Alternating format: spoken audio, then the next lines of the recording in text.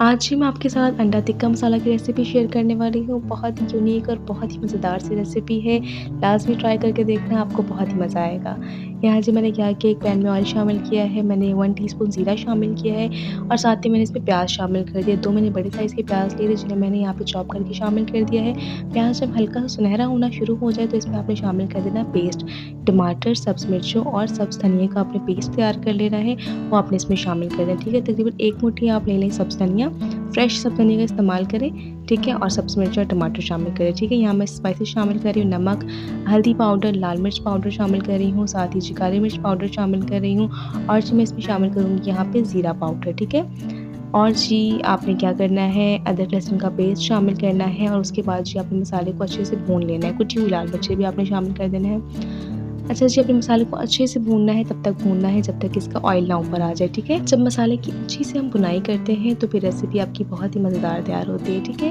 جب مسالہ اچھے سے بھوننا شروع ہو جائے تو اس میں آپ نے شامل کر دینا ہے دہی، تقریباً ہاف کپ آپ دہی کو اچھے سے پھینٹ کے شامل کر دیں اور 1 چمچ آپ بھر کے شامل کر دیں ٹکا مسالہ، ٹھیک ہے۔ بہت ہی زیادہ اس سے رچ فلیور آتا ہے آپ کی ریسیپی میں، ٹھیک ہے۔ آپ نے پھر مزید اسے بھوننا ہے، مزید جب اچھے سے بنائی ہو جائے تو پھر آپ اس میں تھوڑا سا پانی شامل کریں گے، ٹھیک ہے۔ اس سے پہلے آپ چینل کو لائک، شیئر، سبسکرائب کر دیں، ٹھیک ہے۔ اور اگر فیس بک میں دیکھ رہے ہیں تو پیج کو جلدی سے فالو بھی کر دیں۔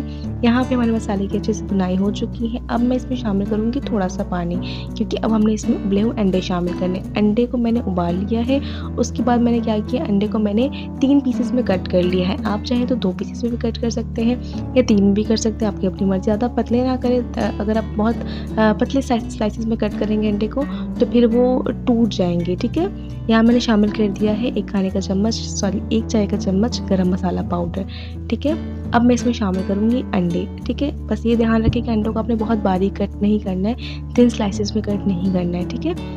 اچھا، انڈے شامل کرنے کے بعد آپ نے بہت ہی احتیاط سے، بہت بھاری ہاتھ سے آپ نے چمچ کو نہیں چلانا ہے، ہلکے ہاتھوں سے بس آپ نے اسے جو ہے وہ گریوی میں ڈپ کر دینا ہے اور فلیم کو آپ نے یہاں پہ میڈیم رکھنا ہے، ٹھیک ہے۔ ڈھک دیں اور اس کے بعد آپ نے کیا کرنا ہے، اسے آپ نے کوک ہونے دینا ہے مسالوں کے ساتھ، تاکہ انڈے میں اچھے سے فلیور اس میں جو ہے وہ جذب ہو جائے، ٹھیک ہے۔ آپ دیکھ سکتے ہیں کہ اب اس میں جو پانی تھا وہ خشک ہو چکا ہے اور بہت ہی خوبصورت رنگ لگ رہا ہے اس کا دکھنے میں۔ اچھا، اب یہاں پہ ہم نے کیا کرنا ہے، اسے کوئلے کا دھواں دینا ہے، بس آپ نے کوئلے کو یہاں پہ جلا کے اس میں کوئلے کا دھواں دینا تو آپ کو آتا ہی ہوگا، اس میں بتانے والی کوئی خاص بات نہیں ہے۔ ایسا یہاں پہ آپ نے اسے گریوی والا نہیں بنانا ہے، ٹھیک ہے۔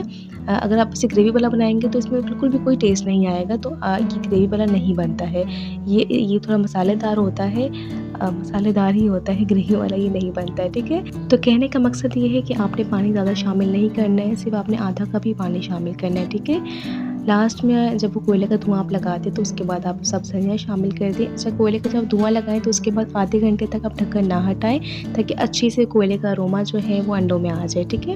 تو جی ہاں، بہت ہی مزیدار ہمارا انڈا ٹکا مسالہ بن کے بالکل تیار ہو چکا ہے۔ ہوپفلی میری آج کی ریسیپی آپ کو بہت پسند آئی ہوگی۔ ملتے ہیں انشاءاللہ اس طرح کی مزیدار سی ویڈیوز میں، تب تک کے لیے اپنا بہت سارا خیال رکھیں اور مجھے دعاؤں میں یاد رکھیں۔ اللہ حافظ۔